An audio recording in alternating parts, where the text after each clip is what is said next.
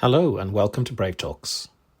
Around the globe, conversations about identity and inclusion are evolving, and individuals often navigate complex personal and professional decisions as they seek to live and work in alignment with who they are. After a short break, we're excited to resume the podcast with Season 3, continuing these important conversations. In this episode, we're joined by Gemma Woodcock, a long-time IBM team member who will share her experiences balancing workplace expectations, personal well-being and authenticity. So, grab a cup of tea or your favourite beverage. This is Brave Talks. Hello and welcome to Brave Talks. Today I'm joined by Gemma, who has recently written an article about their mental health well-being, and today we're going to have a bit chat about it. Welcome, Gemma. Thank you very much. So, what made you ready to share your journey now? I guess a number of things. So I've been in a dark place before, and I really remember the first time it happened to me. When I came out of it, I had a completely different perspective on what being in a dark place is about and how it was. And I come from a generation of, pull yourself together, get on with it. And I had, the first time it really hit me, I realised that you can't pull yourself together. You don't have the energy to do that. When you're really there, it's a very different place to where you are when you're mentally well. And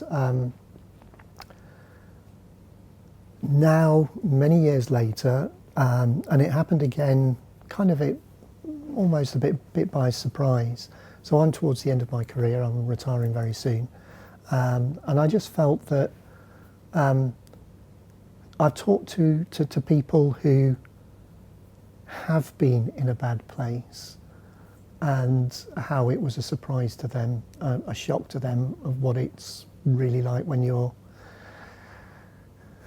feeling very, very down. And I just thought it might be helpful to write about how it felt for me. Inevitably, it's going to be a very individual thing, but we don't talk about it.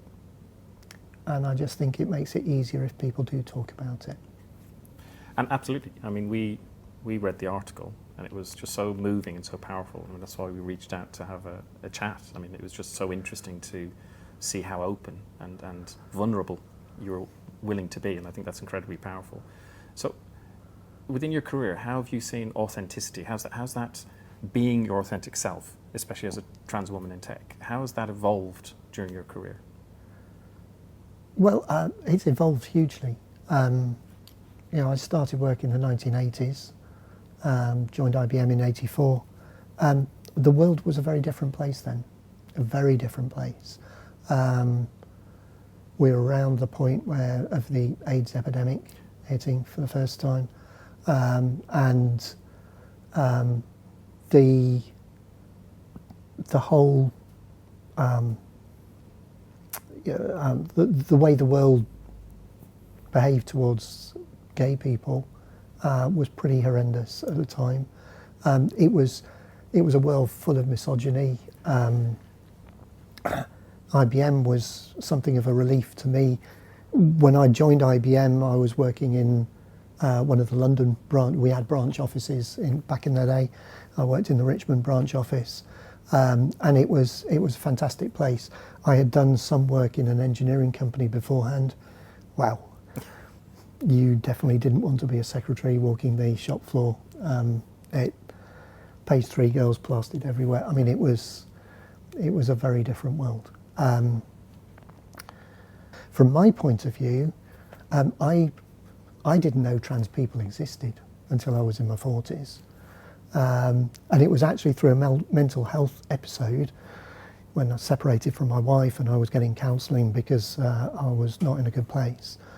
And it was during that counselling that the perceptive counsellor said, do you think you were being trying to be the wife in the relationship? And yeah.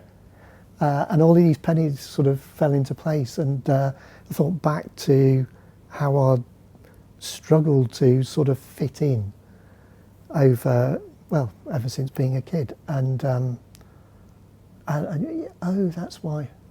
And that would explain. And it was, yeah. So lots of those pennies dropping. And so then I understood. And that was, where are we? 20 odd years ago. So I was halfway through my IBM career. And I then decided that, I basically enjoyed the job I was doing in technical sales in IBM. I was well known and respected in my area. I wasn't going to change at all. I was going to carry on presenting as I was. People close to me, my closer colleagues, I talked to and they knew about me. Then I came out to my team. I didn't change how I presented. That didn't happen until COVID, and that was so it was lockdown. And lockdown was a really bad time for a lot of people in the LGBTQ plus community. But for me, it was wonderful. I could be myself 24/7. I didn't have to put a suit on to go to work. So I got into the habit of, I went into the office, whether it was up in London or in Hursley. I'd go into the office, and then when I came home, the first thing I did when I came home was to get changed. And now I didn't have to. And I wouldn't have the camera on, and then people got upset about not having the camera on. So I would throw a bloke's jumper over what I was wearing. But I started growing my hair a bit longer, and then I've thought, well, I'm not going to put the jumper on. And nobody bothered. As I say, the people, my immediate team already knew. And then as we came out of lockdown the second time, my old name no longer fits the person I'm presenting as, so I changed my name. And here we are, 4 years later. And it's been such a relief. I mean, you do seem very calm with yourself as well. And I think that's lovely. When you're speaking about this, you seem very, content. Is that the case? Have you felt since then you feel more yourself? I didn't realise, I had no idea how much energy I was spending hiding, pretending to be somebody else. Yeah. And yes, I mean, we'll talk about it in a bit, but there are challenges with being trans, but you compare that to the amount of energy of not being authentic. If I'm honest with myself, that was a real surprise. No, it's lovely to hear that. And it's incredible. I didn't realise it was the whole thing with lockdown that allowed that opening up. Really, when I say lockdown, it was for you that it was the opposite. It was yes, liberation. Yeah. That's incredible. But so related to that, I mean, obviously you mentioned or kind of inferred about kind of the challenges as well. Political rhetoric and online content, all of these things. I mean, it's a very challenging time we live in right now. How did that impact, that kind of negativity towards the trans community and mental health as well? Because it's both are really under attack at the same time, and it's very much. How did it affect you on a day-to-day basis? So, in mental health, people talk about whether the cup being full or whatever, and overflowing in terms of stress level and stuff. We all have a stressful job. I mean, working these days is not stress-free.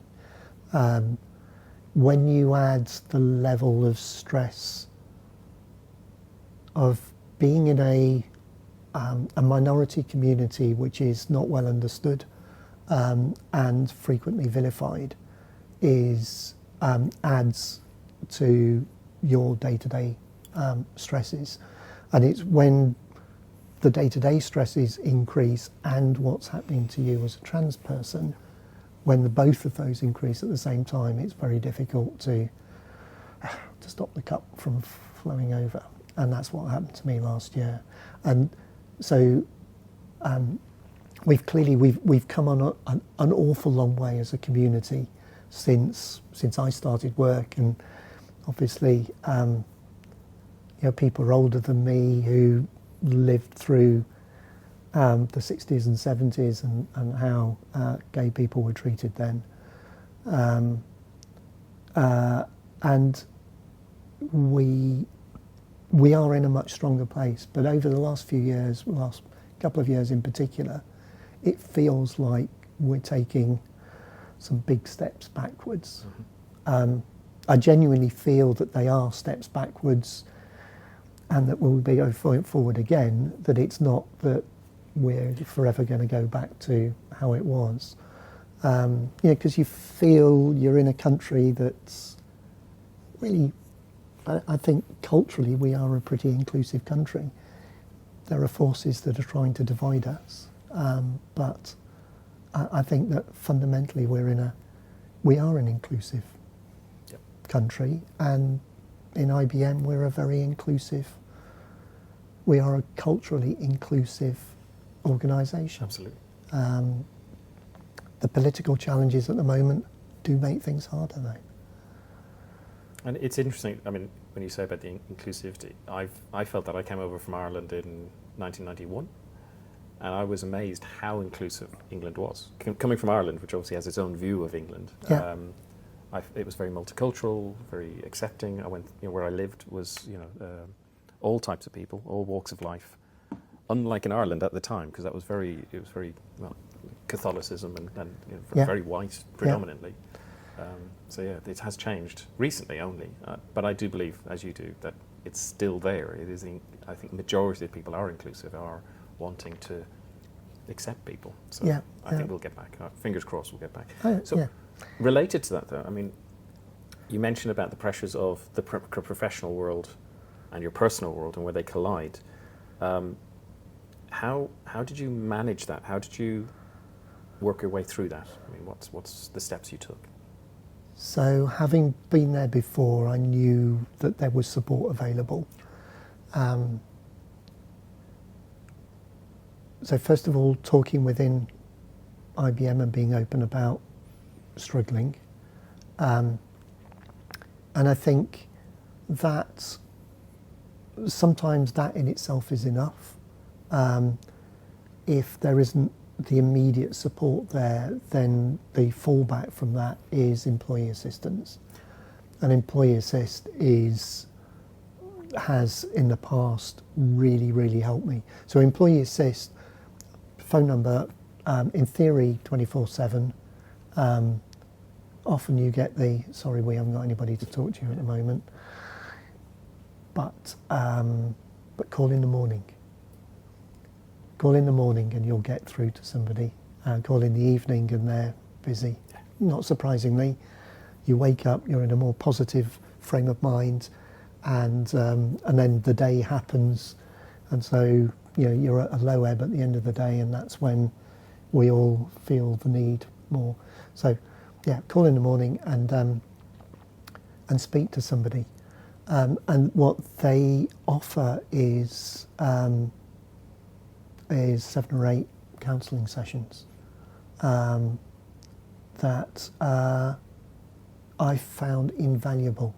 I've done them both face to face, back in the old days, when we used to do such things. I've done them on video calls. I've even just done them telephone calls. They've all been helpful, and just talking to a professional who isn't directly involved in the work side or the family side or the basically having that independent level set is certainly for me has been invaluable. And I mean, you mentioned family and you mentioned work and then you mentioned these kind of services. Which of those were, because I think it's very important with your colleagues and with your family, support is critical. Which of those helped you the most, or was it a combination? What helped? Support from the family is the immediate family.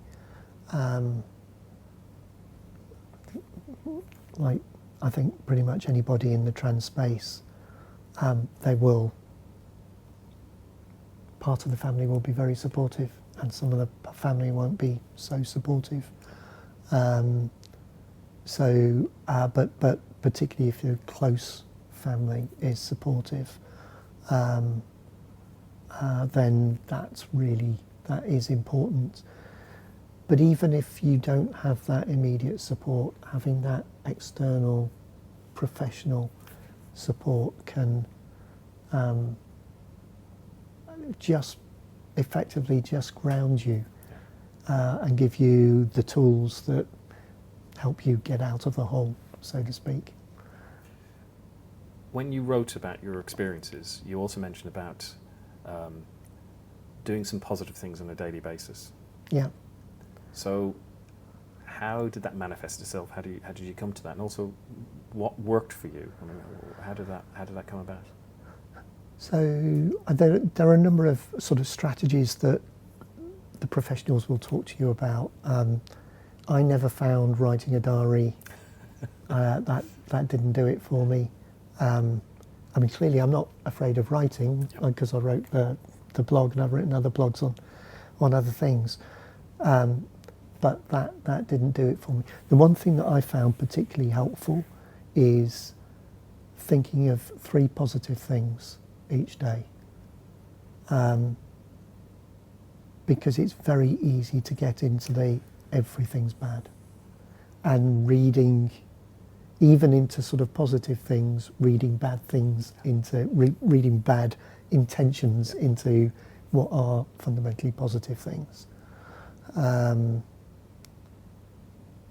So I found that the most valuable. I'm not saying I did it every day, but with that in mind, when I'm thinking this is not good, then just making yourself, yeah, but this was all right, that was good. So it's not all bad, and then you get better and better as you sort of work your way out of that. And I mean, it sounds so simple as an exercise. Was it difficult to get into that mindset, or did you come naturally to it and say, actually, this works really well for me? I'm just curious.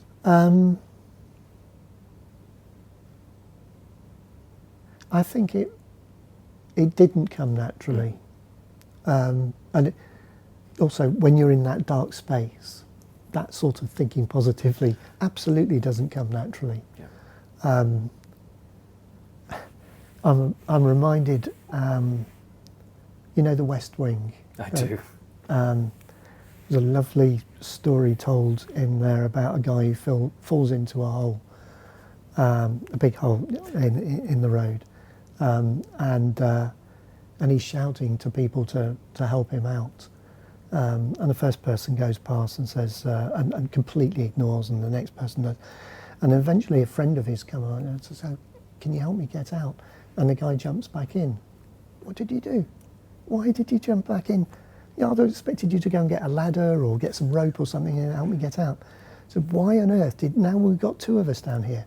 Says, "Yeah, I know, but I've been here before. I know how to get out." I remember that. And yeah, I'm getting a little bit emotional now. But that's, I think, and maybe, I don't know, I haven't even thought about it that way, but maybe that's why I wrote the blog. Yeah. Yeah. And I think that sharing of experiences is why we have these conversations as well, Yeah. because we think you're not alone is quite an important statement. It is, yeah. Powerful statement. Yeah. And yeah, that's it makes me feel good that we have that and that you were able to do that. And your article was so amazing when I read it as well. It was just so powerful. If someone is struggling, if they're at work and they're struggling because they're hiding how they're feeling because they want to show that they're being capable and they don't want to look weak, or all those are the things that we have, and I know what you mean about, certainly when I was growing up as well, there was this, just get on with it, Yeah. stop complaining. Certainly in Ireland as well, it's very much a sweep it under the carpet type thing as well. But if somebody is struggling and hiding it, do you have any advice for them? Employee assist.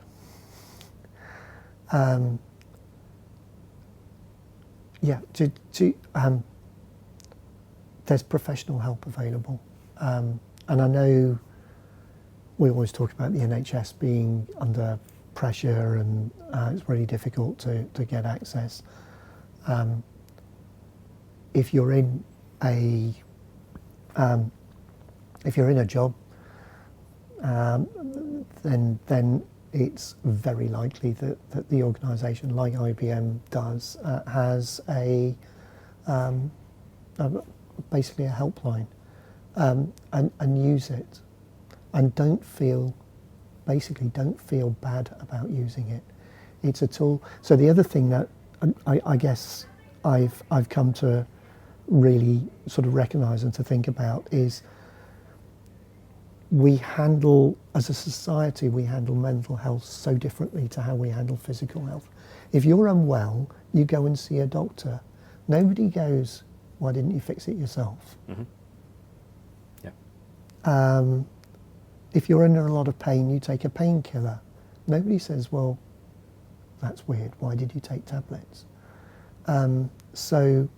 But mental health, we for some reason we deal differently, and it's part of who we are. We have a physical body, but we have our real strength is our mental capabilities, and that's why humans are ahead of the rest of the animals. It's not just about the physical side of things, and you need to look after it, and there are professionals to help you look after it.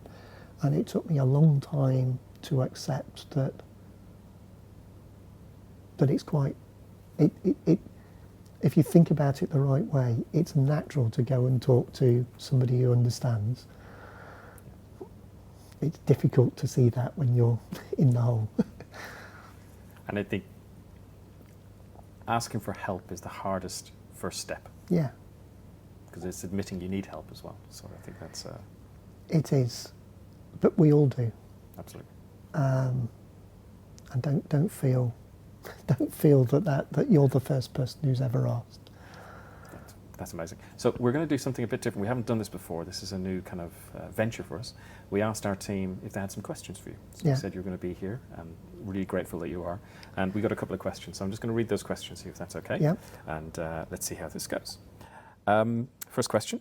As a busy manager, how would I best support someone struggling with social or political rhetoric that undermines their very identity or sense of belonging?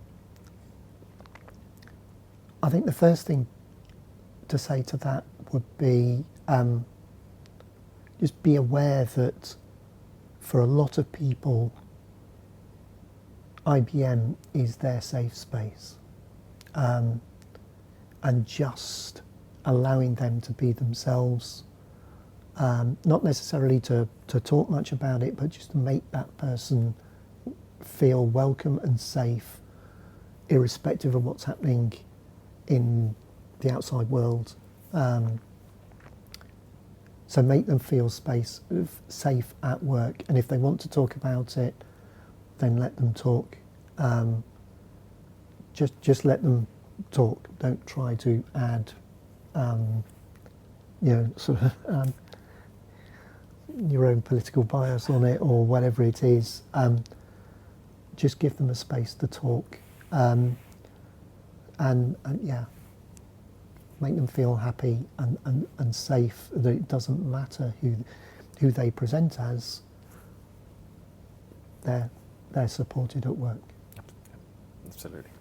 And then the second question we have, how can people best support the lesser known identities like those in and beyond QIA+, in the LGBTQIA+. Many people may not even know what the letters stand for, and even list any more letters. Some may even have misconceptions, like thinking A stands for ally. Right. Okay. The bottom line is, I'll be personal here. My personal objective, the personal view here is, let's not get hung up on the alphabet. This is all about people being themselves, and whether they identify as one of those letters or many of those letters or whatever, it's about allowing that person to be themselves. And I think if you're if you're in the vast majority of society and you're heterosexual and you're what we say cisgender, in other words, your view of your gender matches your physical body and other characteristics, then life's quite easy. But there are fundamentally, and you can spend a lot of time in this space, but people's sexuality is one thing, people's appearance is another thing, and people's how the gender that people feel that they are is a third thing, and none of them are black and white. Mm-hmm. It's always a spectrum, and so the I in that alphabet is intersex. Not many people realise that 0.5% of the population, which is a lot of people, are medically intersex. So I mean, all of this, we know biologically you have man and you have woman. No, there's a small group of people who literally are not man or woman, yep. Scientifically. Never mind, gender theory or anything like that. So there's a spectrum there, and we all know, there's if you had like the most masculine man at one end of the spectrum and the most feminine woman at the other end of the spectrum, in between there are a lot of people who identify very clearly as a man or as a woman, but with very different characteristics. Yeah. Now, if you look at that sort of physical aspect, and now you layer onto it the mental, aspect of the gender that you feel and things, then you add onto the sexuality aspect. We're complicated. Mm-hmm. We're not, easily, and we do like to pigeonhole and say that this is that and that's this, but people aren't like that. And labels aren't necessarily helpful. Is all I would say. That's wonderful. Thank you so much. I just want to say thank you for sharing today, sharing your story and being so open and powerful about it as well. It's just amazing to have that conversation. Thank you. I wish you all the best on the next phase of your journey, this exciting journey that you have into retirement. I hope it's okay me saying it. Yeah. And again, it's been amazing having you here, so thank you very much. My pleasure. Thank you. And thank you for joining us today. And remember, being brave is about seeking help, providing support to others, and sharing your experiences. That makes all the difference. So be safe, be brave, and we'll see you in the next episode.